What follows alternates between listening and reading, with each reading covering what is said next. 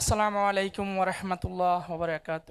তাগলিব দিনী ফাউন্ডেশন কর্তৃক আয়োজিত আজকে কোরআন অলিম্পিয়াড ও কেরাত প্রতিযোগিতার পুরস্কার বিতরণ অনুষ্ঠান। এই অনুষ্ঠানে আমি আসতে পেরে অনেক ধন্য মনে করতেছি। বেসিক্যালি আসলে এই কোরআন প্রতিযোগিতা মানে জেনারেলদের জন্য বড় একটা বিষয়।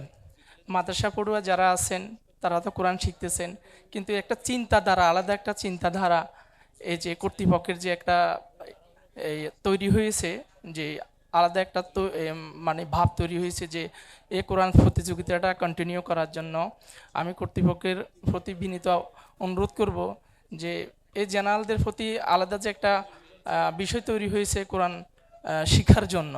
তা আমি এই অনুষ্ঠানে আসতে পেরে খুবই ধন্য মনে করতেছি। আর কর্তৃপক্ষকে এই অনুষ্ঠানটা বা এই প্রতিযোগিতাটা যেন কন্টিনিউ চালু রাখা যায় এই ব্যবস্থার জন্য আমি অনুরোধ করব। আলহামদুলিল্লাহ, অনেক ভালো লাগতেছে এই অনুষ্ঠানে আসতে পেরে। ধন্যবাদ।